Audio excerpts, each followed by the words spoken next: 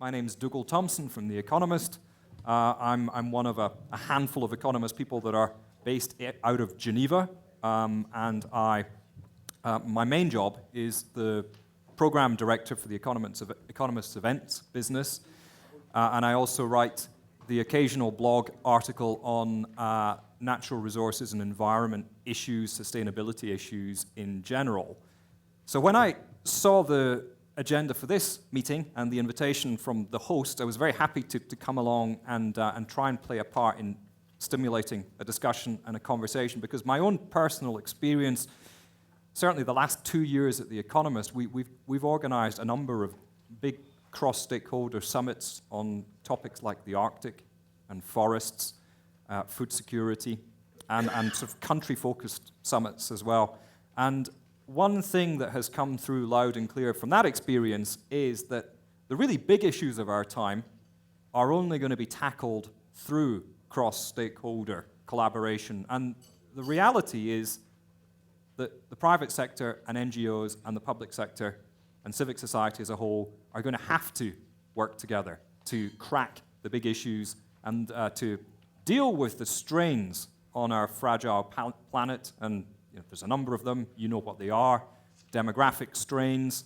I don't know if any of you have seen what the population projections look like for 2050 or 2100.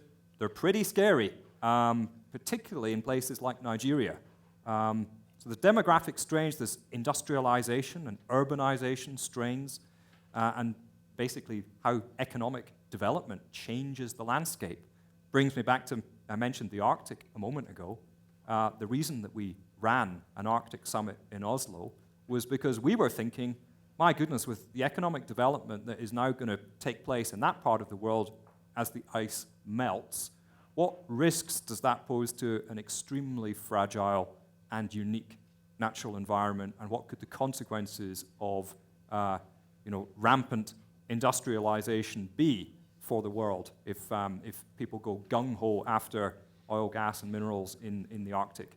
The other interesting thing about the Arctic is that ice melts. In 20 years' time, it's going to be much easier to ship goods from Rotterdam to Beijing along the top of the Arctic Circle than it is going through the Suez Canal. One Chinese expert I met said that something between 15% and 30% of Chinese trade with Europe would be going along the Arctic Circle in about 20 years' time. It's amazing to think about.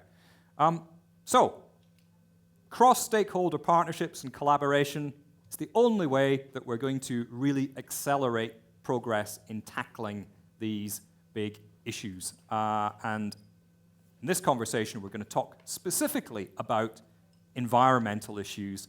The program mentions how can civil society and the private sector be partners in addressing the environment challenge.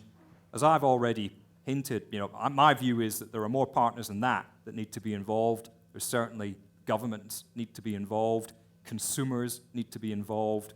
So it's quite a wide range of stakeholders, but we'll focus the gist of our discussions on particularly on the sort of private sector nexus with other people, because I think for real change to happen, the private sector are going to have to lead it. I was listening to the last discussion before the break, and the chap who asked I think the final question said that business is the missing piece of the pie. I wonder if that's true here. Can you put your hand up if you currently work for a private sector organization? Okay, well it's not bad. It's maybe 20% of the room. So business is not the missing piece of the pie here. And business is the essential piece of the puzzle if we really are to accelerate progress on these big issues that I've been talking about.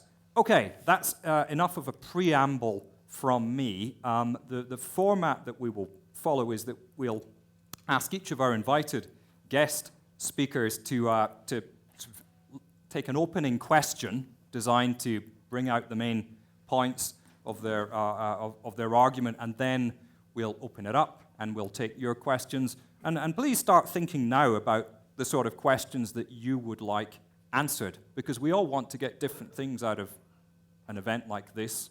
There must be specific questions that you would appreciate knowing the answer to, and if you can go away with the answer to that question, I'll be happy. So have a think already about particular things that you would like us to cover in this session, and we'll take as many questions as possible. So, going from my left, Renat Heuberger, CEO of South Pole Carbon Asset Management, Stuart Orr, head of the WWF Water Stewardship, and Sebastian Winkler, Director for Europe for the Global Footprint Network. I'm not going to go into extensive biographical detail because you can find the biographies handily organized in alphabetical order in the book here. I normally just read the first sentence or two sentences from somebody's biography to really get a sense of who they are. And Sebastian Winkler has a fantastic opening sentence to his biography. Sebastian Winkler is a Mexican, French, German national who grew up in Africa. Sebastian, it's an honor to have you here. What a wonderful start to life. Okay, let's begin with Stuart from the WWF. Now, Stuart, you spend all of your time on environmental issues, yes. And have done for a number of years.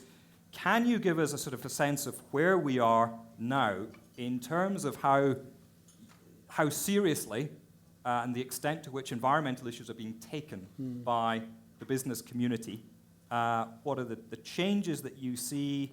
And if you want to go into some detail about the particular kinds of collaboration that you do at the WWF to give us some context, okay, that would be helpful too. Sure. Thank you. It's a great question because we're all over the board on this question. I think we have enlightened companies, many of whom are here or in these kinds of fora, and then we have far too many companies asleep at the wheel who are just focusing on possibly the wrong things from my perspective. So I think we have a broad spectrum of experience, but if I take an honest look back to where I started on water issues, in particular with business 6 or 7 years ago, where the conversation has gone to today and the interest in business and the awareness of water as a crucial issue and input to business has risen at an incredible rate. And so it's really shifted from a very simplistic discussion of where companies will say, why should I care about this, to one where they're knocking our door down saying, this is going to be one of our biggest challenges. And I think that in many ways we've been part of facilitating that awareness, but I think a lot of people in the business world, World Economic Forum is one example, the CO Water Mandate, part of the UN Global Compact, and others have helped to kind of facilitate and kind of seed this thinking in companies to really get them to start thinking about environmental issues, in my case water, in a way that perhaps they weren't envisioning before. It hasn't hurt, of course, that CEOs such as Peter Brabeck have become personal champions of issues like water. That certainly, from my perspective, helps rise it inside the business community. So we are seeing that shift from sort of philanthropic support to water because it seemed like a good idea to one of moving into this discussion of eco-efficiency and how do I become more efficient with the water that I do use. Very much this focus on impacts. But even in the last 5 or 6 years, that conversation has moved rapidly into discussions of footprint, which Sebastian can talk about, into discussions of impact, and now we're into discussions of risk and stewardship. And so, in essence, companies have said, okay, what is my impact on the water environment, which is a great starting point. But now they're saying, how am I impacted by the fact that infrastructure investment is decreasing, that people increasingly don't have access to water, that rivers are running dry, that cumulatively the impacts and the water being taken out of rivers is more than rivers can sustain. So it's the impact and the impacted question that I think is really pushing this discussion even further than risk and stewardship, now into this discussion of value at risk. And I think if we're going to get anywhere with the leading companies, is that they're actually starting to understand that this is not just an issue that's sort of flavor of the month. This is, for many, if you think mining, food and beverage, clothing and apparel, you can't do without water. And fundamentally, neither can the communities in which you operate. And so you are immediately engaged in a shared resource discussion. And I think companies have realized very quickly that they can't be in conflict with those communities. So I also think during that time, it's moved kind of from CSR into operations and now more into business. And we're having more discussions now with companies in their business and operational side than their CSR side. That's not to say that CSR isn't important. What I'm saying is that is building it into a company in a way that wasn't even 5 years ago. And I think during that time, we've also got better at understanding business and understanding how to talk to business about this. I don't think we could, honestly, I think environmental NGOs for a long time were bringing knives to gunfights. And so I think now we've gotten a lot smarter about this. And so when we go in and talk to a company, it's very much being honest about what we're in this for. I'm not here to make you efficient. I'm not here to make you more profitable. I'm here to leverage your risk to get what I want. And I think if we're clear about why we're in the room together, then we can have a discussion about a potential partnership. And that's been, I think, where we have built our relationships with companies. Somebody asked, why are you in this? And I know that was a personal question, but I think why companies are increasingly in this is because they are reaching the limits of water. If you read the Carbon Disclosure Project report that came out last year, CDP is an NGO that asks the disclosure of the global 500 companies on behalf of a couple of $100 trillion worth of investors. They've been working on water the last 3 years. Their report last year said that 63% of the global 500 companies are reporting a disruption of water. So for the first time, you're seeing that water is hitting the bottom line of companies. And I think it's when that reality hits, the conversations we can have with companies and the things that we can go do are far more meaningful when we were back in a CSR philanthropic stage. And I think that that's an exciting trend to get to Dougal's point at the very beginning here, because if we're going to solve some of these really kind of wicked societal problems or social, environmental problems, then we're going to need to think about the kinds of collaborations that drive that. Our own personal experience, therefore, with companies is that the best strategies and best partnerships are built on a clear understanding of what we want out of it, of where we're going. An end game is extremely important. Too many relationships don't really know where they're taking this whole journey.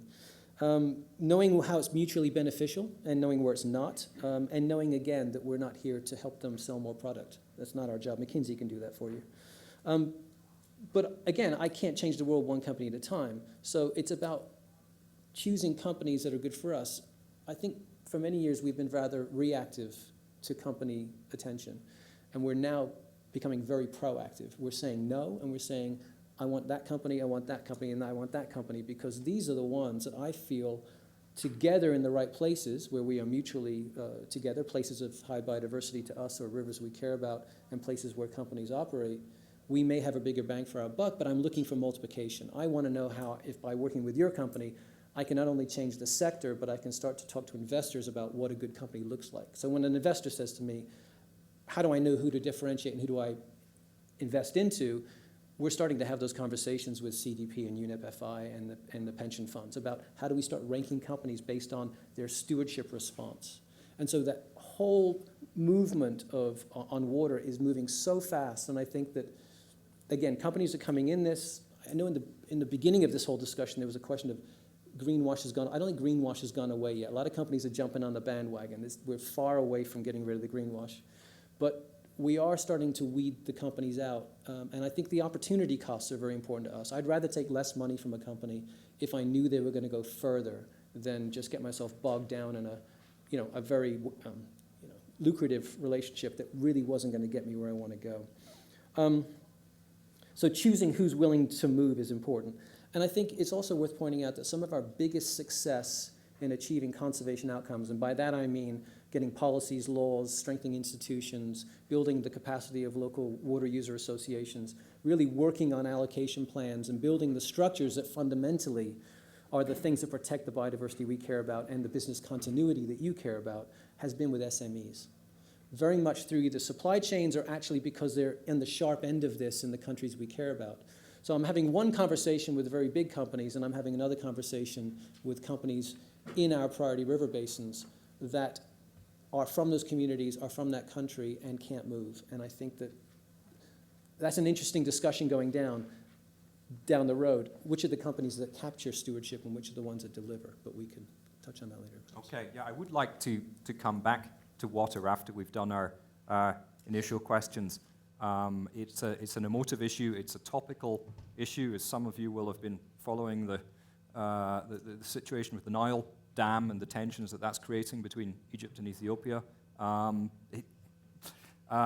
it's a big issue for us, water, and it's one I'd like to come back to. But let's turn to Zermatt. Now, I didn't ask Stuart to introduce the WWF because I think we're all reasonably familiar with his organization, but I would quite like you to introduce who the South Pole Carbon Asset Management are and tell us a little bit about that before you get into your answer to my question, which is going to be, I'd like you to focus on how social entrepreneurs can contribute to the development of innovative solutions to environmental issues. And as with Stuart, if you can relate this to your own experience and tell us a little about difficulties and the issues that you had to overcome yourself and your personal experience of the social value creation process, that would be great. Sure, thank you, Dougal, and thanks also to the organizers of the Zermatt Summit for having me here and having this great crowd of people here. Really appreciate it. I think I can answer both your questions at the same time. Social entrepreneurship has been debated a lot this morning, so I'm in the fortunate position that I don't have to repeat all that. What I like this morning, it's a long debate what social entrepreneur is really, social entrepreneurship, but what came out this morning, which is actually the definition I like, is it is neither an NGO, nor is it a pure for-profit company, but it's for profit and for purpose. That's at least our take. So in my case, South Pole Carbon, we're all about the topic of climate change. What we're ultimately doing and what's driving us to the office every morning is we want to create solution and engage corporates, especially corporates, but also governments and NGOs to act and to help solving this problem now instead of talking about it. So that was really driving us. That's the purpose of our company. How we do that? We have developed more than 300 projects around the world, which are all cutting greenhouse gases.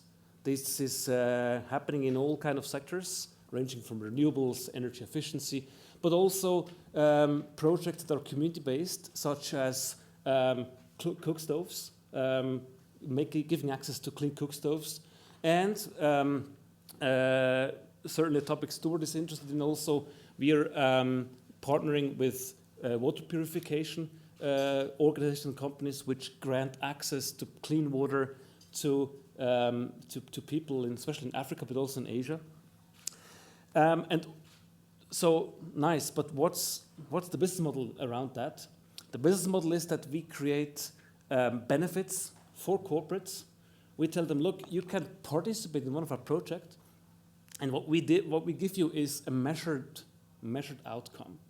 So you get, for your investment, no matter what it was, you get, let's say, the equivalent of, let's say, 10,000 tons of CO2 reduced, plus 50 girls not having to collect wood anymore, plus 30 jobs generated, plus 10 years of disease alleviated by people not having indoor air pollution because they now have clean cook stoves. So we stack these benefits, and that's the package we give back. And this is also one of my conclusions later on.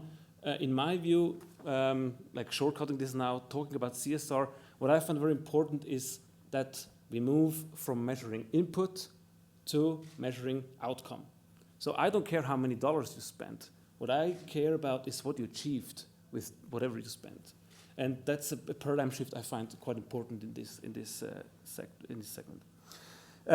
Now, moving to your second question about the social value creation, I think the question is, what do we really want?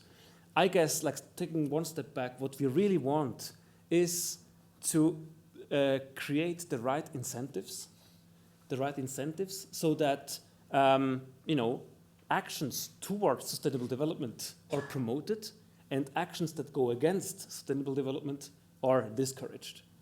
And I found incentives is maybe my second buzzword I would like to float here for the today. I think this topic of incentives is dominating everything, and we have also seen it in a lot of speeches in this morning already. In environmental space, what are the options we have to get the incentives right? And of course, interestingly, I mean, we're talking here about business and NGO.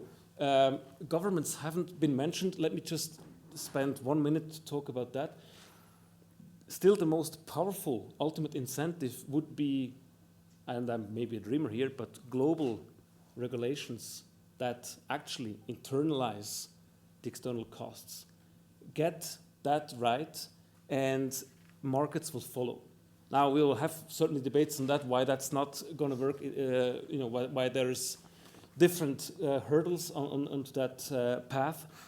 But nevertheless, I find it important to focus on the power of regulations. And here, from my topics, climate change, some of you may have heard about the clean development mechanism under the Kyoto Protocol. That was a mechanism by which corporates could invest money into a CO2 cutting project and get paid for that. In a way, this is nothing else but environmental impact bonds, like the first prototype of it. And there have been a lot of stories about it, but one thing, for example, the CDM did was that in Southeast Asia, where a lot of agribusiness, palm oil companies, sugar companies, ethanol companies were just dumping their wastewater into big ponds, and a lot of methane was created. Thanks to these finance mechanisms, these days nearly everybody has a wastewater treatment plant and is producing clean power out of the methane. That was just because it was so interesting to do that, because there was an incentive. As you all know, with the lack of ambition we have these days on climate change, and I have to say this, the main problem we have is a lack of political ambition. The market collapsed completely, and unfortunately, a lot of these wastewater treatment plants are now not really working anymore because there is no more incentive to do that.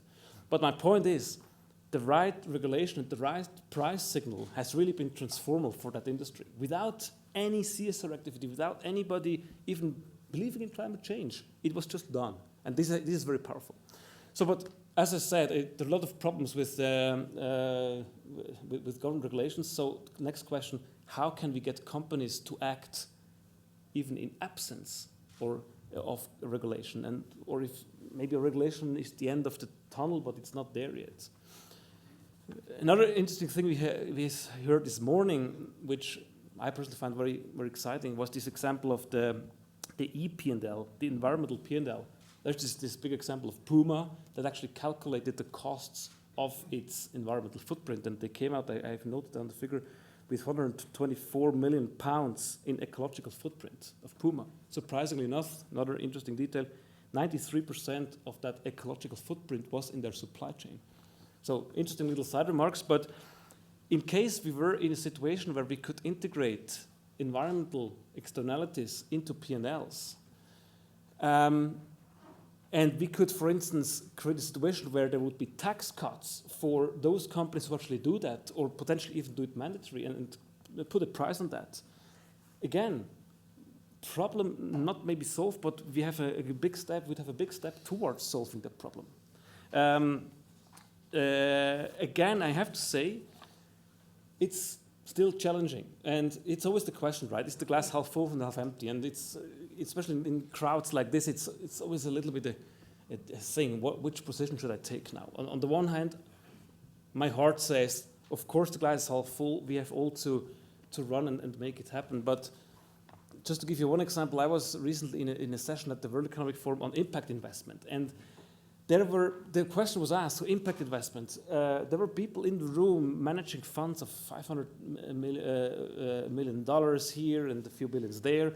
And the question was asked, so what is your take? Would you invest in this company or in that company? And frankly speaking, don't quote me and don't spread that to the media, please. But it was devastating. People said, look, frankly, impact investment, so how much money do I lose? So it's even a buzzword that creates negative emotions. And people said, when I'm investing in an entrepreneur. I want to have the story, I want to have the financial model, and then last few seconds, maybe, that's of course important to have environmental consciousness. So that was an impact investment session, not a normal session. So that was for me a little bit, wow, long way to go, really.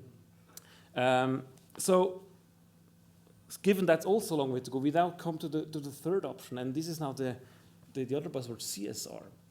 And I know it's a tough one, because CSR, and I heard in the session guidelines that the word greenwashing was mentioned, and it's a tricky one, because we all know of the examples of CSR policies which, some CEOs heard it and then let their people write some nice report about what they're just happening to do.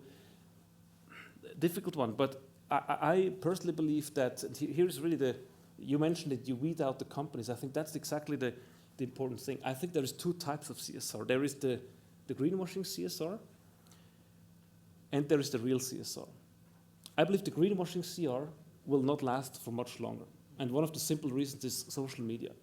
It is just not going to work anymore. If a company is putting together a nice report, but doesn't really have integrity and the mission, even inside the business logics, people will find out, and people will post it to Facebook, and you should better not even have a CSR report to try to at least hide away as long as you can. If you even try to do a CSR report, that can even backfire. But the real CSR, if done nicely, can actually be a step on the path towards the option 2 I mentioned, the more the accounting standards that could become global standards, and ultimately government regulations. Quite sure that if governments understand that people want that, business want it, really want it, we are on a good track. We could be change making. So real CSR that is outcome driven, that is not only some actions, remote actions, but is part of the DNA of the company, that can actually be part of the solution. And so what basically my conclusion here is, I think we are in a sense on a journey. We are on a journey that starts with credible CSR, real CSR, outcome driven, and goes through common accounting standards towards hopefully sometimes a government regulation. And what I hope we can achieve, coming back to the topic here, NGOs and companies, that we can reconcile, we can kind of create some mutual understanding so that NGOs recognize those companies which are doing the real CSR and actually support them. Because here I come back to my first point about incentives. Government regulations, very clearly, the incentive is very clear. If you don't do it, you're getting fined or you have a problem. Also accounting standards, if common standards, you have to do it. But CSR, what is the incentive to do it? The only incentive to do it is recognition, brand value. And here, the question and the eyes are on the NGOs. If you're able to distinguish between the real CSR and the nonsense CSR, then that's the reward companies need to actually push ahead their strategies. And maybe my last comment here, maybe addressed to this round, be visionary and be brave. Because I think one of the problems we have these days is that outside of this room, here we're all energized. Everybody here, I would say, is here for a reason. Why are you spending time in a dark room while you could be out in Zermatt somehow? It's because you have... Some of them have come in from the rain. Oh, is it raining? I actually didn't notice. See, you see. But normal people may not that energized, and so I think it's really all of us plus everybody you're interacting with who should get that vision right, and who should understand about that journey that we're all on. Otherwise, we really we have a problem, and that's what companies ultimately need to feel the push. So I think I'll leave it there and look forward to the discussion. Thanks, Renat. Well, you make a call to action for real CSR. Let's pursue that with Sebastian and really get into the nuts and bolts, the tools and processes that companies can and should be adopting now. Could you tell us a little about your suggestions, recommendations for support frameworks or progress tracking tools, methods of setting goals, monitoring? How should companies be putting a real CSR program together? Thank you, Doug. Let me start to bring you on another journey, because you started with my identity crisis when you read out my short bio. And there's more to that identity crisis, because not only geography, but as well the way I work currently. I'm a trained environmental economist. I try to link economy with environment issues. And on top of that, I'm director of the Global Footprint Network, working with an NGO, but at the same time advising the largest potential gold mine in Europe, working on sustainability issues. Now, for me, it's aligning these dots. It goes with the title, their tension and their inherent tensions. I live those tensions almost daily in my own life. And for pushing the envelope, I think my reflection is that the old is dying and the new cannot be born at this stage. We're sort of having that dialogue. There is momentum, there's potential with social media, there are new issues arising, but the old is dying, the new cannot be born. And I always love the quote of Martin Luther King, who basically said, he didn't start off with, "I had a nightmare." He started off with, "I had a dream." And that's what we discussed today. We need that dream. We need that long-term vision which unites us and which binds us together, where we can then move concretely to certain outcomes. So where is that dream? And how do we realize that dream and that long-term vision, and not just the short-term economic benefits? So I'm coming from a very boring trade, which is the footprint. What we do is basically we're resource accountants. We crunch numbers. We have 6,000 data points for each country, and we basically come up with the figures that humanity is consuming 1.5 planets today, and can we have infinite growth in a finite world? Because we had that discussion before, growth will stimulate basically the opportunity to address some of our environmental challenges. But in my view, we still live in a finite planet. So how do we reconcile these figures? And the moderator started with demography. We'll be 9 billion people. This is a subject which is taboo. You hardly hear it in different conferences. I think we have to go out there, start addressing problems which are taboo, and basically taking them head on. So you wanted to hear more about measurement and the journey beyond CSR. I think the challenge is working with the extractive industry. I've basically set myself a goal of saying I don't want to be part of the marketing department as CSR. I want to be where the operations are. As Stuart said, it's much more about the operations. You can see more and more in the business community, people working on the operational side to integrate some of these environmental challenges. Long story short, because I want to leave the time for debate, and we have spoken quite a lot as speakers initially, is what I feel is we have to move from the free seas to the free eyes. The free seas have been in the past 20 years in the environmental community the fact of command, control, and compliance. And that's what the private sector reacted to. It has to be about innovation, integration, and incentives. It's a very different mindset. It's about carrot and sticks.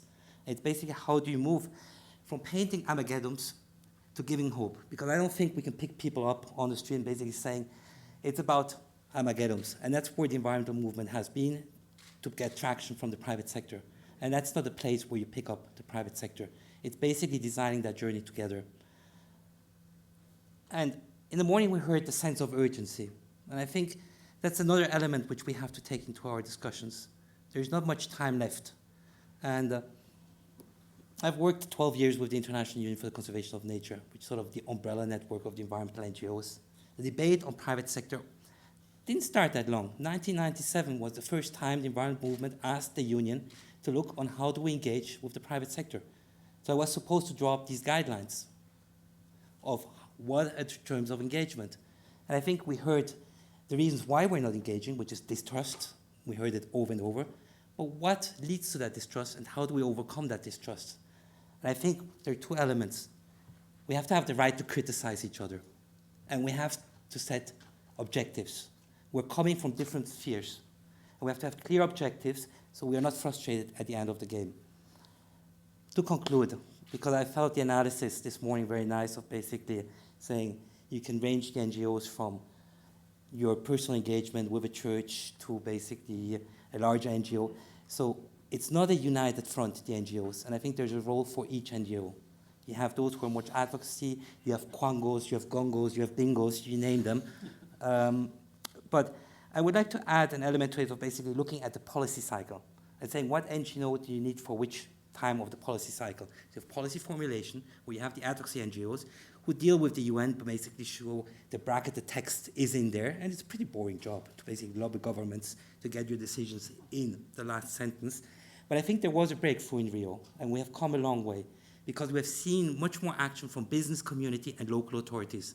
And I think that's where the future is. 50% of people living in urban areas. We cannot ignore that. And I think we have to look for solutions in the urban space as well. So we've defined paragraph 47 coming out of Rio, which comes to what you asked me, talk about measurement. And that's about measurement at the government level, at the business level, and as well NGO accountability, and how do we measure our success, which we touched upon this morning. But I think these levels are important. And I think the business has done their part and have spearheaded the way, so I don't want to criticize that. And you have corporate social reporting, you have measurements. But what we have measured so far is primarily relative on sustainability. We have not measured Junian sustainability. As a business sector, with how much water do I consume, how much forest do I deforest? But when we talk about Junian sustainability, you have to have a benchmark. We don't have a benchmark against to report to. Ecological footprint is trying to provide that benchmark of basically saying that's where the government stands and that's the resources we have, and we have to assess ourselves towards that benchmark. I'll conclude here and leave the time for discussion. Thank you for your attention. Thanks very much, Sebastian. Where is the largest gold mine in Europe? Transylvania, in the most beautiful part of Europe, which they want to transfer into Yellowstone, hopefully. There's wilderness in Europe. Okay.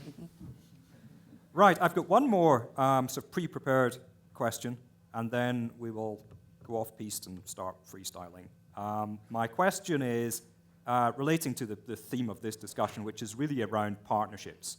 I mentioned briefly at the start that partnerships are essential, but they are also incredibly difficult.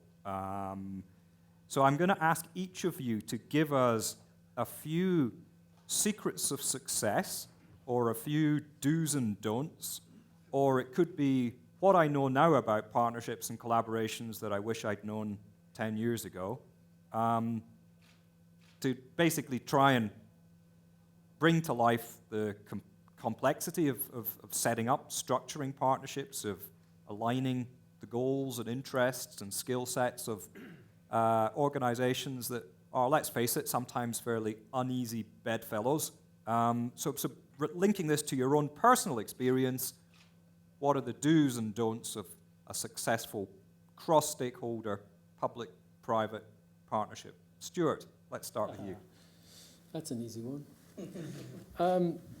Public-private partnership also, as you said, suggesting engages government, and I think that our most successful partnerships are one that also include the public sector. We can't do it in a vacuum. The public sector still sets the laws, the permits, the regulations, builds the institutions, and is fundamentally mandated with the management of these resources. So they are integral to any kind of PPP, in my estimation. So, but I think we have learned plenty along the way, and I think, you know, there are we've had this discussion about differing languages between NGOs and business. It does take time to understand what the heck you're talking about. I remember being in a meeting, I was in the second hour of the meeting before I realized that the definition of impact we were discussing was completely different. So simple things like that happen. But then you have differing timeframes, and you've got differing urgencies, and you assume that the resources are going to be there on both sides to deliver the partnership. And sometimes that hasn't been there. And I think one of the hardest things for us to gauge sometimes is the buy-in. Just to what level is this partnership bought into the company? And I think we work harder on that now. We've just, after 8 months of working on due diligence and behind the scenes with H&M, we have entered a partnership with them based on their cotton production in two places that we care about, in the Brahmaputra and in the Yangtze. And you know, we went through a heck of a lot of work with them, thinking about a strategy, setting targets and milestones, working out the strategy, defining the end game. But what really made it and makes it great is that we have the complete buy-in from the top. And in fact, the person that engages with us directly sits on the board. And that kind of connection to the power in the company, to us, is increasingly important, because we must know that the company is committed. Too often we've been caught out, perhaps with a company where, to your point, you know, even 2 years in a relationship, what's the business case? You know, and I don't want to be left with those kinds of questions. I want commitment. So I won't go into this. I'll keep it there so other people can speak, but those are some lessons. Yep. Well, just before I bring somebody else in, you mentioned HMM and presumably they're producing cotton clothes. Where was the Brahmaputra? Where's that? Brahmaputra is one of the many rivers that come out of the Tibetan Plateau, but it flows down through Bhutan in India into Bangladesh. Okay, good. Well, I'm glad Sorry. you mentioned Bangladesh. I was hoping that you would, because that story is still fresh in the memory of that horrendous fire. Yep. Do you see a positive impact coming out of that in the way companies like H&M and Gap, others, change their supply chains and their modus operandi? Yeah, absolutely. And I mean, you're referring to the social impacts, obviously, through the factories and the building collapses. And that's one, again, just to make the point, that's one of the issues we look at is, are you working with credible social NGOs to deal with these problems and these issues? And that's an important part of our wanting to work on environmental issues with that company. So we're assured that they are on a path of dealing with those. I can see there's some really active civil society and government work going on there. But yeah, I do feel that this is genuine. I do feel that what the companies are starting to wake up to and start to take responsibility over are perhaps things that I, coming from my worldview, would have hoped they would have done 10 years ago. But I come to appreciate and understand companies now, and I guess I'm increasingly alarmed, and this is not picking on H&M, this is generally for any company, I'm particularly alarmed at how little companies actually understand their supply chains, where they get stuff from, how much they use to make those goods, what impact they have, or even the context around those supply. I'm often staggered by how little companies understand that issue. Speaking recently to a global consumer goods company, they showed me their graph of how they're going to grow their markets in China and India, and they looked like the side of the Matterhorn. They were just like, exponential growth. And then you get into a discussion with these guys and you say, your consumers are going to need to use a lot of water to make that product. And they go, I know. And I said, do you know anything about the water challenges in either of those markets? No. Okay, well, let's have a conversation. I mean, how can you not be part of a conversation where India in particular is falling behind in the hundreds of billions of dollars of building infrastructure? How can you think that's not your issue? How can you not be relevant to being out there saying something about this? You can't just sit back and pretend it's not yours. And so H&M in this discussion and the other clothing companies, I believe it's genuine. I think the heat's on. I think that there's no backing out. I think that we've got really good ideas and good partnerships with IFC, the World Bank, and others, Asian Development Bank. All of these different groups are looking at this and saying, we need to make this a model for how other companies and other sectors start to engage their supply chain. Okay. You bemoaned the fact that companies know very little about their supply chains. Presumably they're starting to learn a bit more. I mean, there was that Bangladesh story. There's also been the food supply chain, the horse meat scandal, that is really bringing this into the public attention. And with social media and news travels fast, it becomes a big story overnight around the world, and consumers put pressure on for answers. Yes. This is all good. It's excellent. I mean, and I think somebody made the point this morning that they didn't think that advocacy NGOs, I don't remember the quote, and I disagree. I think advocacy NGOs play a really important point here. We need watchdogs. We need people to keep putting the heat on. I mean, we can come in afterwards and maybe do some projects and work with them and push them, but we need those people to raise this issue.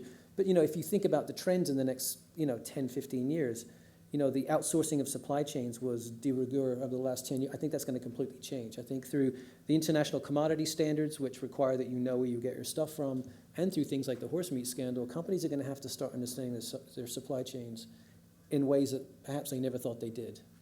Okay, great. Renat, let's take it back to my question. Your secrets of success for a successful collaboration, or perhaps a more honest way to talk about it, is what are the really difficult challenges involved with this kind of public-private civil partnership, and what advice would you give on tackling them? Sure. I mean, I can give you two examples, a bad one and a good one, and then you can judge yourself about the difference. I start with the bad one, of course, to end on the good one. The bad one is large international bank of which the CEO had decided at one point that climate change is hip. We need to go carbon neutral. That's the trend at the moment. So he gave that job to his people, and they put it on the long shelf because they were not interested. And the next year came up, and the CEO said, "Where's my carbon neutrality?" Oh shit, that's true. Yeah, let's buy some carbon credits, and let's just take the cheapest available anywhere, and let's just do that. And they spent a few $1 million on it, and did that. 1 year, 2 years. Then I met the guy responsible for that program a few years later. And I asked him, so I haven't seen you in the market for a while. I said, we have stopped it. We are not coming anymore. I said, why? I said, you know why? NGOs don't like it. They have actually blamed us for that. And that created a lot of bad sentiment in our company, so we stopped it. Okay? So, different example. The supermarket chain in Switzerland, maybe somebody of you know it, Coop, it's one of the largest retailers we have here.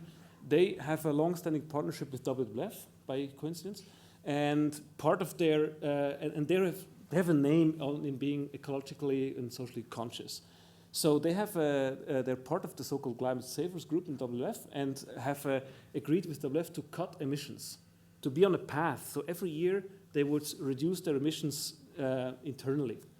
And the deal was then that in case they are not achieving that 100%, they would offset the difference, but not just with any random project, but they wanted to invest in their own project, which is in the WWF network.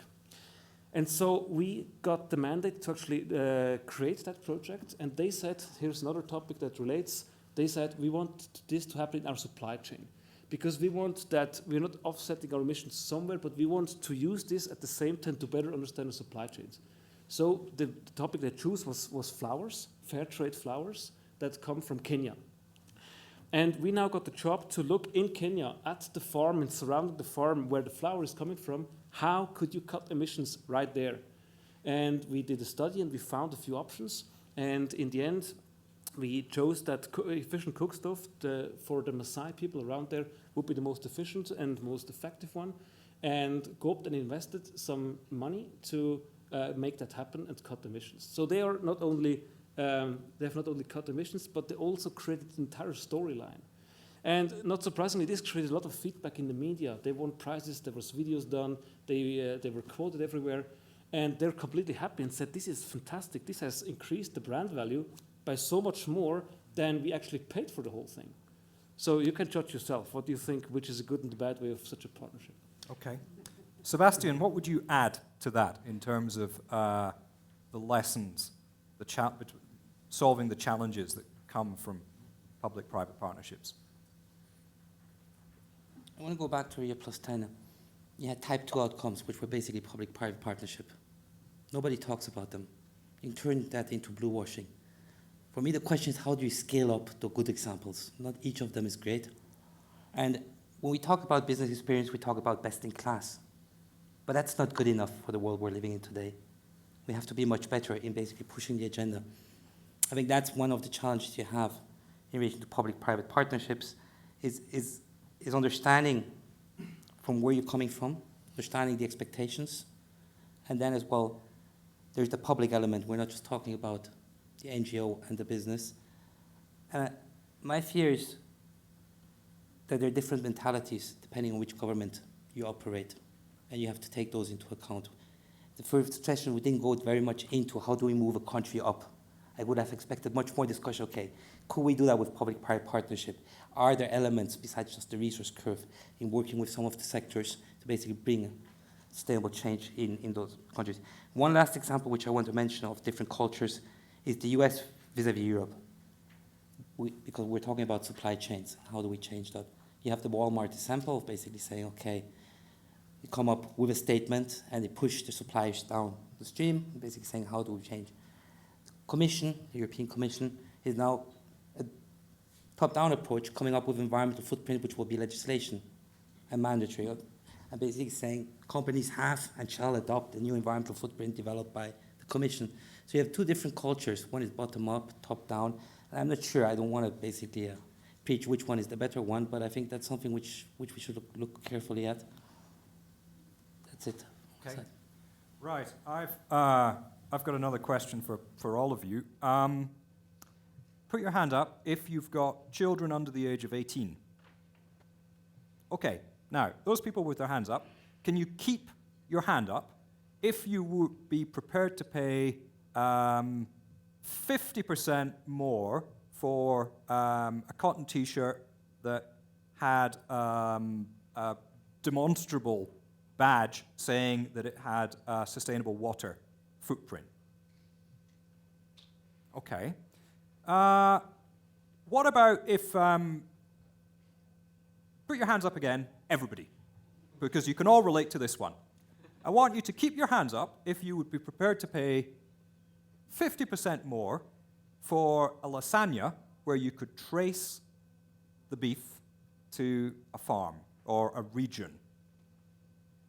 Okay, I don't see many hands going down, apart from mine. Out of interest, how many of you are not ashamed to admit that you buy non-free-range eggs?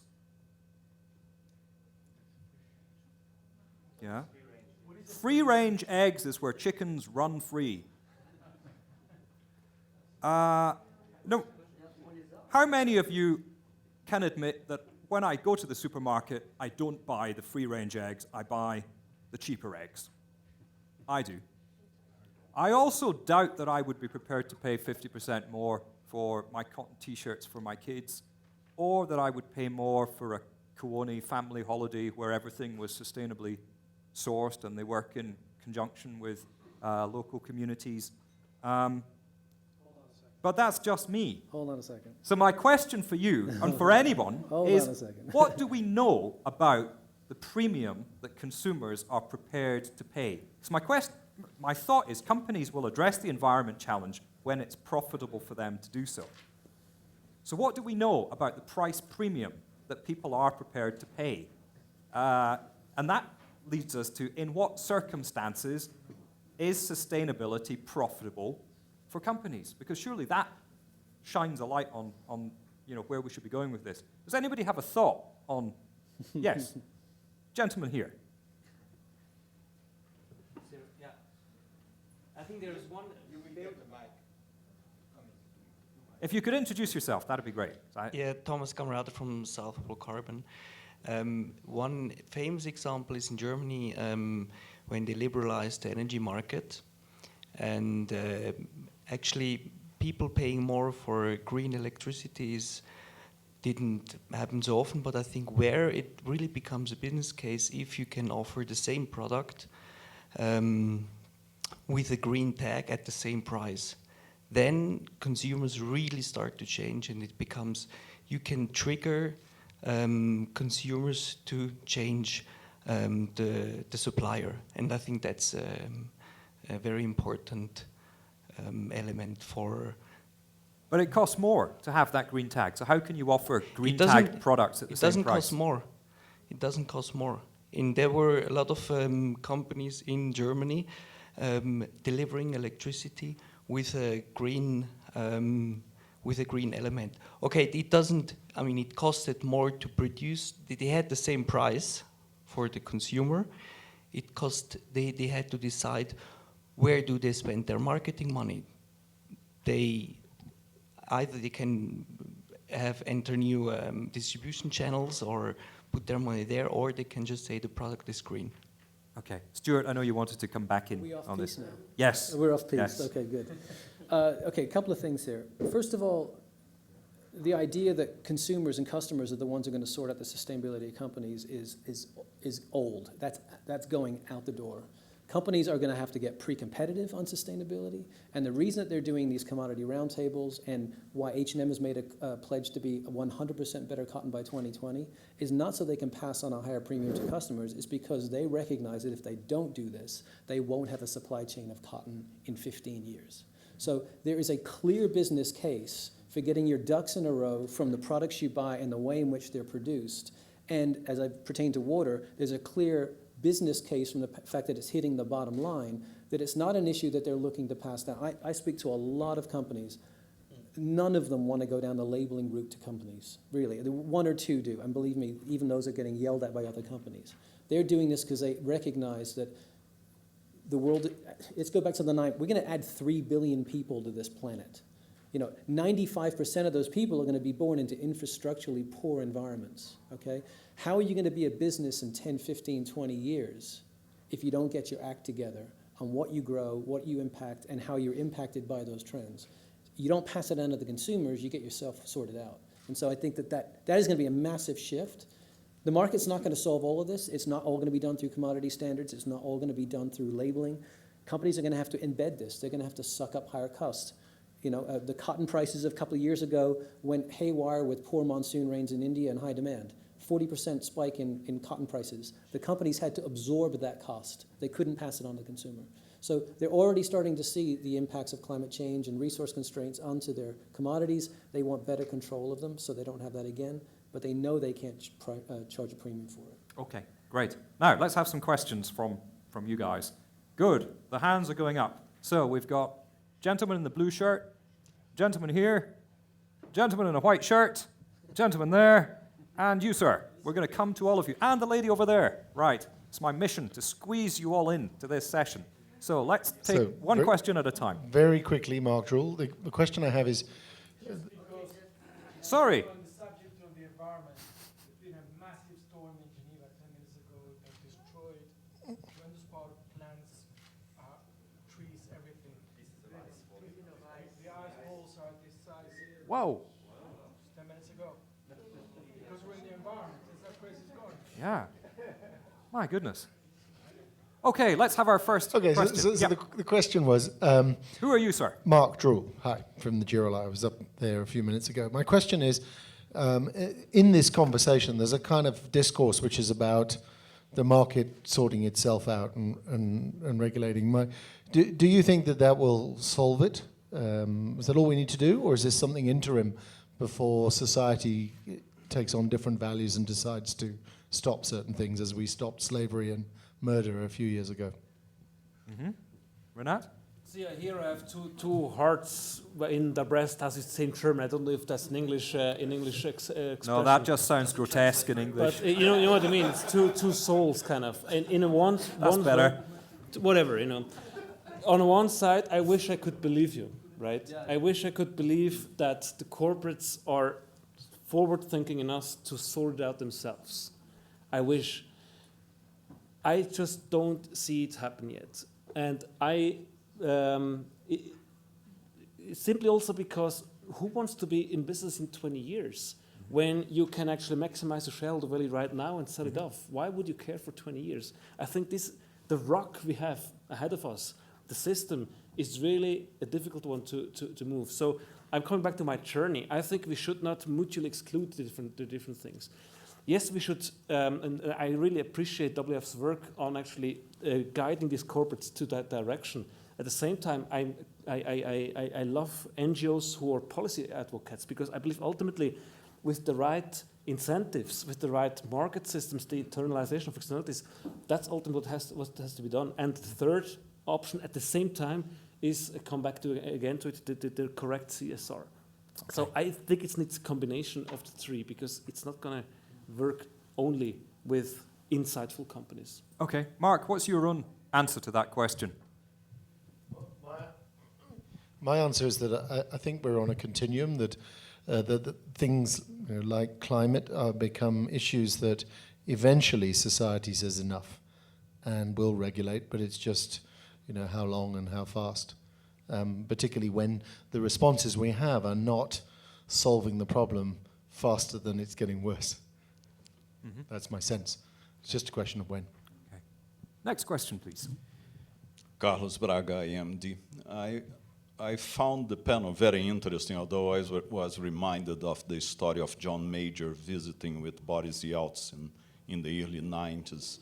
And he asked Boris, in one word, tell me what is the situation of the Russian economy. And Boris Yeltsin said, good. And then he was surprised by the answer. He asked in 2 words, and Boris said, not good. So, because the points that were raised here, in the end, create some challenge for all of us.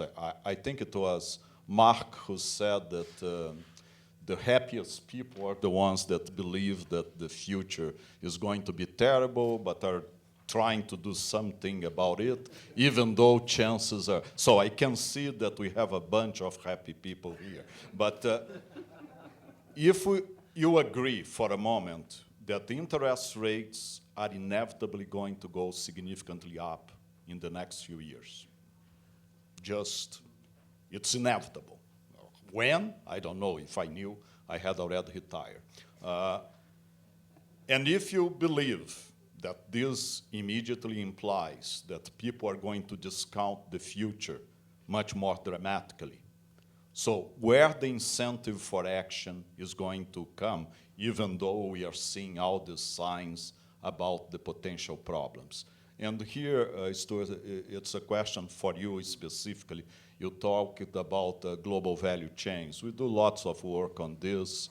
Actually, next week, UNCTAD is releasing its World Investment Report, and I was in the panel that review, which is exactly about global value chains. One of the interesting things about global value chains is that they are not global, they are regional. So they are centered in China, they are centered in Germany, they are centered in Japan, and they are centered in the United States. So you said that environmental and social pressures no doubt are going to lead to some rethinking about the global value chains. But then you have the question of quote-unquote competition of the environments in which these different regional value chains are really operating. So the pressure on global value chains that are headquarters, quote-unquote, in the United States or Germany are very different from the ones in China. So how do you think this is going to evolve? And a last question to all of you, given that water is a issue here, are you in favor of fracking? Ah, good question. Okay, Stuart. Geez, you want to ask me a question about GMOs and something else while I'm at it? Or nuclear power? No, okay. If I gave the impression that I thought the market was going to solve this problem, that wasn't my point at all. I think, if anything, the environmental movement has made a really, really big mistake over the years of driving eco-efficiency and not dealing with the rebound effect of that, which is the policy ask that you want at the end of it. And so to your point, it's exactly right. You can't do one in a vacuum. I do think that regulation is going to be key to a lot of this work, particularly in things I deal with in water. I spend as much time pushing and lobbying for regulation. Your point about the regional supply chain is an excellent point. And you know, the terminology we use around our network is around risk and opportunity when we're talking with business. And risk looks different in every single market. And it's really challenging for us to know what our added value is with companies in Chile versus the United States versus Italy versus China. And China is the big unknown to us because risk just looks really, really different. It looks the same for a global company operating in China, but it looks very, very different for a parastatal. So we're still getting our head around what that means in dynamics, and therefore what language you require to go and talk to these people about their concerns, and to your point, what incentives you need to come up with. I think that's a crucial point. So I don't pretend to be any expert on value change, but I do appreciate your point, and I do see that these dynamics confront us with a lot of very specific challenges that are very difficult to get around. Fracking, well, thank you very much for that question. I mean, we are obviously, like a lot of people, concerned about the technology, and with certainly early days, the reactions to it were very negative, particularly from a water perspective. I've done a lot of reading on trying to keep up with the reading on the good and the bad and the ugly. Of course, you've also got to figure out who was commissioned to do the report and who commissioned them. It's very hard to wade yourself through all of this. My climate team are no fan, and I think that there's a discussion going on within my own organization about whether or not, if this is a bridge fuel, and if it's keeping coal off the market, if it will keep coal too high and off the market, it's not yet, but it might do, then is that a good thing if this is a bridge fuel? I guess the question for us is, if it's a bridge fuel, are you going to go back to coal when you're done? And so there's a lot of questions about fracking beyond the sort of environmental impacts into the market issues that I'm sure you could talk to that have us scratching our heads. It's not an easy subject. I know we have an internal policy. I don't know exactly what it says, but I think we're of the mind right now that we really need to watch and pay attention to it. And I think it is very regional. It's one of those things where I think it looks very different in different parts of the world. I know France has said no fracking for now. Other countries have as well. China's got massive reserves. There's pros and cons, and we have to be pragmatic. That's all I can say. Let's move on. There's a lady down here who would like to ask a question. No, just to go back to Mark's comment, I was wondering, in the meantime, is it what do you have statistics regarding what works better, top-down or bottom-up? You must have at the moment. This is for partnerships. No, this is for regulations about two corporations about being climate, following regulations. And the opposite between Walmart's or the EU regulations. What kind of regulations makes companies take most heed and act? Which work, Yeah. basically. Anybody have a view on that? I think I made a statement, but in my view, what came up in the discussions is the issue of ownership, which is important. I think it relates back to the question of Margaret basically saying, will markets solve the problem? I think markets alone will not solve the problem. They create the problem in the first place. So you have to basically internalize that external cost. And it's a lot of dialogue, and I think we're still learning. We're just coming up with the word natural capital, and we don't have a clue how we evaluate, basically, the loss of biodiversity. What's the value we'll give it? It's very subjective. So I think that's a challenge on the global value chain. So I think that's where we need to do much more work. What we're doing is looking very much at multi-regional input-output analysis, because you have trade flows. How do we assess these trade flows? For me, the underlying question is we have to ask the right questions. And for me, the question which we're looking at is, how do you stay competitive in a resource-constrained world? As a government, as a company. So we worked with a lot of companies on scenario planning, because we have the data of the last 40 years, and there's clearly a trend. We don't have to do a lot of new calculations of where the world is going. And there are boardroom discussions of companies who are interested, okay, where's the world going? And it's in my self-interest, in my triple bottom line as well, to keep those markets alive. So I think we see more and more, there's a sign of hope. And your last question on fracking, I think I echo very much what Stuart said. It's early days. For me, always the precautionary principle prevails. So let's get a handle on those questions and on these chemical cocktails before we move any further. And it's geopolitics. It will change the globe, basically, the way we're going. And there will be new actors, and that's in a nutshell. Okay. Who hasn't had a chance to ask a question yet? Yep, the chap at the back. You're my hero round. I read The Economist since I was 14 years old. When I started to have an interest in ecology, I went to the WWF website to fill out the carbon footprint calculator. And ever since, I have bought my climate offsets when I was flying Swiss. So I asked this question to all four of you with the greatest respect. You mentioned the eggs. No, I mean this. You mentioned the eggs. If we define sustainability as 1 ton of CO2 emissions per person, or 1.4, 1.6 global hectares, it's not a question of where the eggs are coming from. We shouldn't eat eggs. We shouldn't eat meat. We should be vegans, not even vegetarians. We should not fly. We should certainly not come to conferences. We should not hope that people have jobs, because if they have jobs, they're going to consume more. In fact, this afternoon is in direct conflict with this morning. If we take sustainability serious, we must realize that the only thing that has helped to reduce greenhouse gas emissions significantly was the fact that we went into a global crisis. So my question to you, I meant what I said. I think all four of you represent organizations that are at the forefront of this discussion. But having said that, do you really believe that sustainability, as defined by a ton of CO2 emissions or 1.6 global hectares, can be reconciled with business and economies that are based on growth? Let me have a go at answering that one first. Well, I'm not an expert, but I'm a representative of the human race. I'm a consumer, and I can relate as a consumer does to a lot of those issues. As I said earlier, companies will address the environment challenge when it's profitable for them to do so.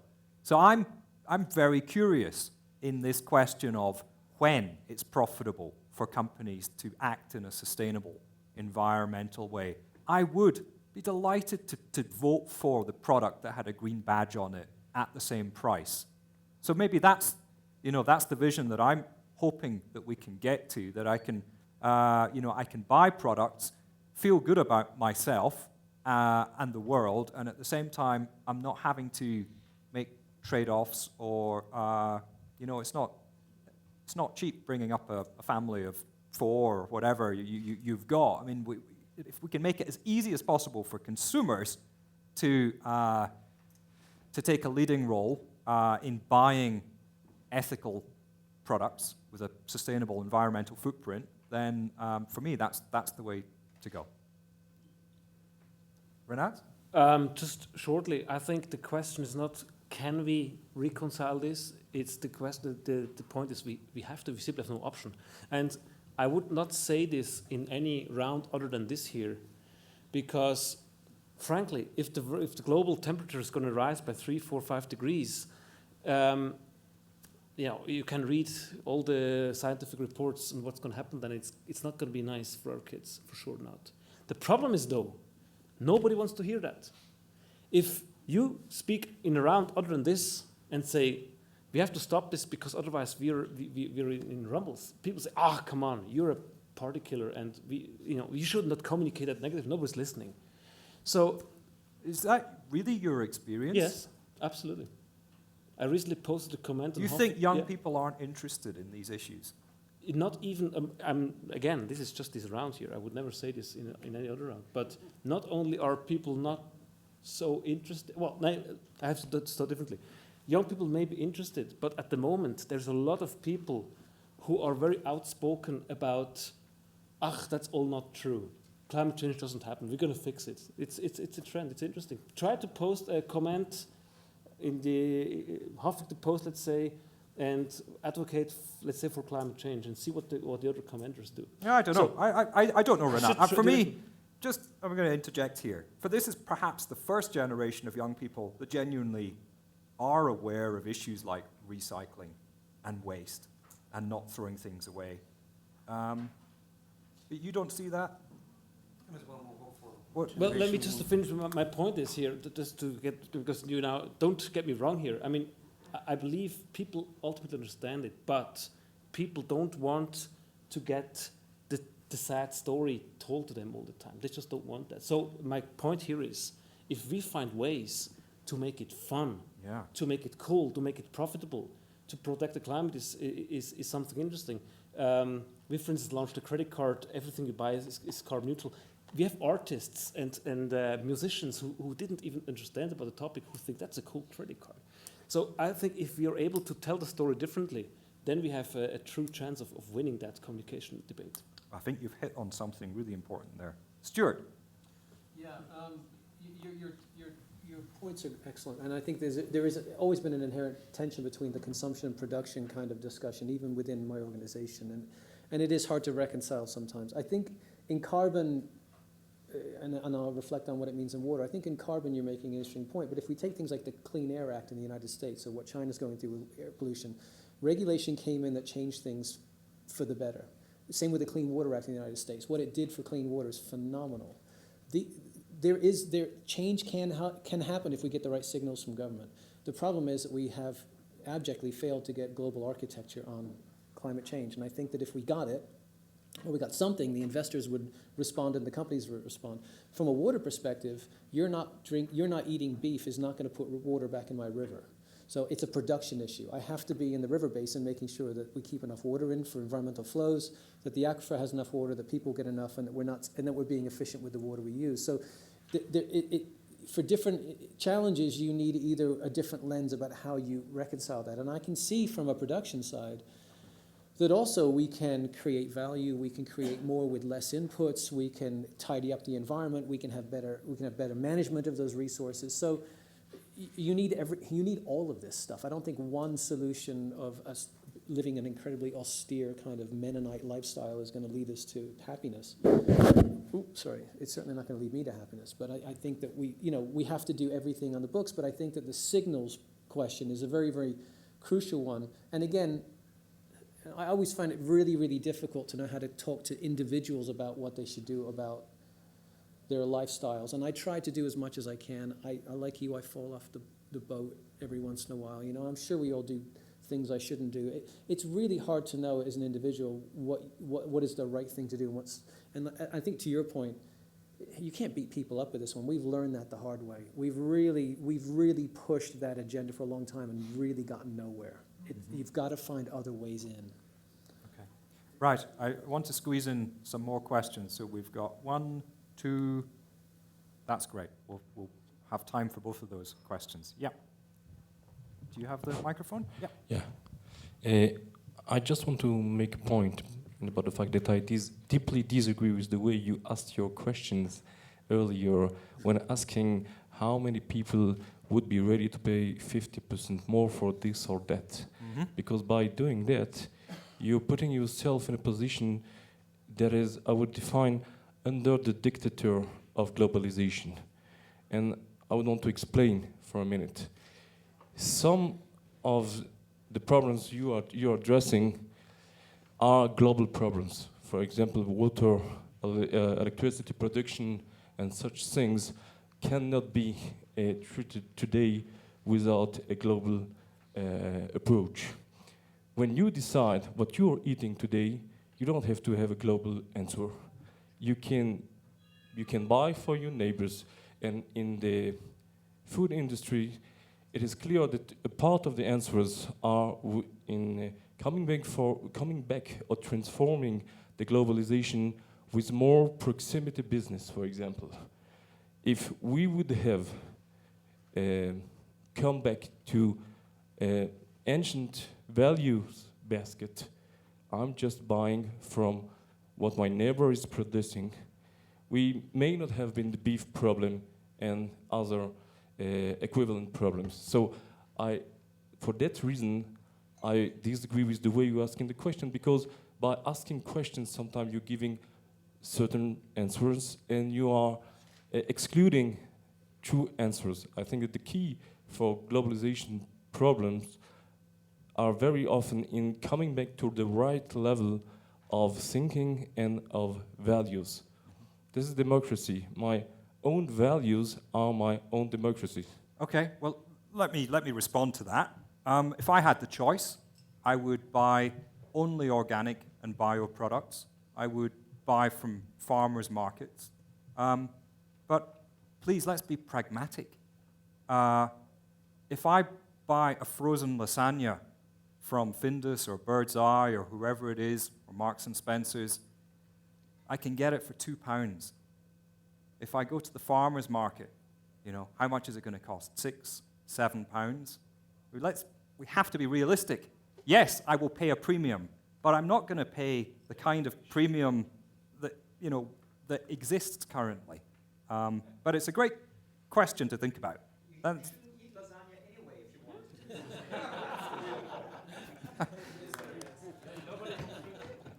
Okay, our final question, down at the front. Yeah.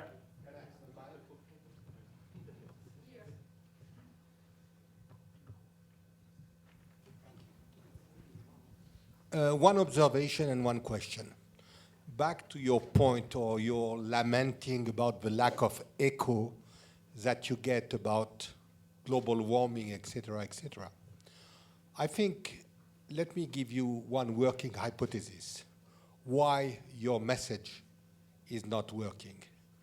Because in most cases, what we have are environment organizations in a way preaching a Malthusian message. As you said before, we are consuming 1.5% planet, we cannot afford to do that anymore, etc. And this message completely misunderstands one element. All the key problems that we have today, not maybe all, 90% of the problems we have today are the results of our success. They are the result of the success of our society. We have a climate change problem because we have created ways to better the living of people, because we have eliminated hunger in many quarters of the world. We have in our societies a demographic problem, we have extended longevity, and so on and so forth. And so somebody said that there is this Armageddon message, end of the world, oh my God, this is the end of the world. As a journalist, I was chairing TV Roundtable in 1974, where experts were saying, oh my God, if you continue to consume oil as we do, we will not have oil anymore by 1990. We are in 2013, and we never had so many reserves of oil. And so I think the message has to change drastically. Stop being Malthusian. In fact, your message should be, we have the technology, we have the resources to address these issues. The question is to mobilize technology and resources.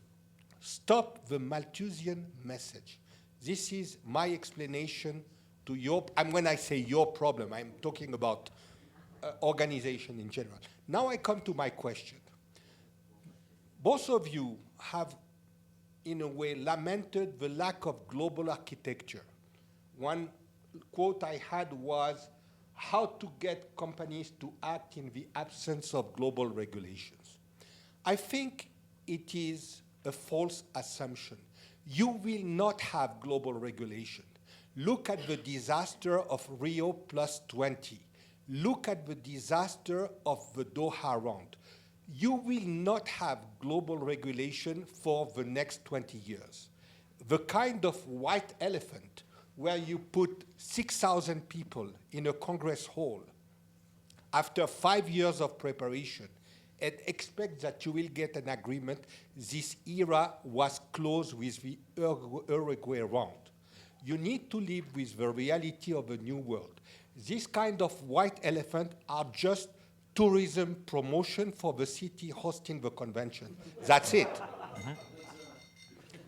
So the question is, how do you use what is happening, initiatives at the company's level?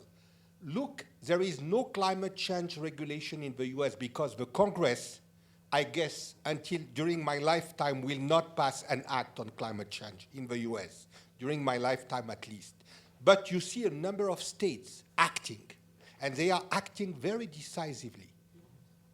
So in a way, my question to you, instead of looking for a global regulation that will not come, how do you multiply and leverage, I would say, individual initiatives at the level of corporation, municipalities, states, et cetera, to create a kind of web of action? I think this is where the hope lies. Okay. Sorry, I have been a little bit... That's fine. Well, we've got time for a short answer from each of you. Renat, yeah. I think for me it's important to reply to here because my message may not have really come through properly as I realize now. In fact, the reason why my company exists is because what you just mentioned is exactly what we learned. I was an environmental scientist student in the 90s, and what we realized back then already was that lamenting and complaining doesn't work. You will only reach the 10% of the converted, and that's it. And that's why we came up with the idea of creating what we call a social enterprise for profit, but for purpose, which is exactly trying to find new ways of getting the story out. To come back to my credit card, just to give you this example again, the credit card issuer who's doing that is Corner Bank. Now, this bank has nothing at all to do with environment. They have a Ferrari card, everything. But we didn't convince them by lamenting, but this card was selling so nicely that these guys are now sending people to the street to sell it. This is, for me, a personal victory in a certain sense. If I can get people to act for climate change who don't even care about it, then I think we are on the track somehow. So I can only say this is exactly, I fully agree. And on the regulations, yes, unfortunately. Nevertheless, I think it should ultimately always be the guiding star to somehow at some point create level playing fields. But I was at these climate conferences. I can tell you it's no fun. Right. Yeah, Stuart? You're not going to get a Malthusian message from me. You should spend a few days with me, and I think you start to realize the way in which we engage with governments or companies is very progressive. It's very much about talking about growth and development and improving supply chains and improving profits and thinking about how we think about our issues in a shared context. Okay, so I think that I think maybe you're thinking about an old environmentalism here. I think we use these terms and these ideas to get people to think about the state of the planet and to be reflective of the challenges we face. But it's certainly not a Malthusian effort we put out there. And I think some of the biggest conservation wins I've ever been a part of personally have been when I've been in there talking about poverty alleviation, livelihoods, and growth. And in doing so, I got what I wanted out of it, which was the conservation, protection, and management of the resource base that I cared about. So there are many ways of getting in there. And, you know, we are constantly being hounded by investors and companies and sustainability consultants about our ideas to help them because they see we do have that kind of language and we are getting that access. So I would love to help you shift your opinion of how we approach these kinds of issues. And talking about your two organizations. yeah. Yeah. About the I think there's a place, I think there's, you know, let's be honest about it. The Malthusians, the Paul Ehrlichs got it spectacularly wrong in the 70s.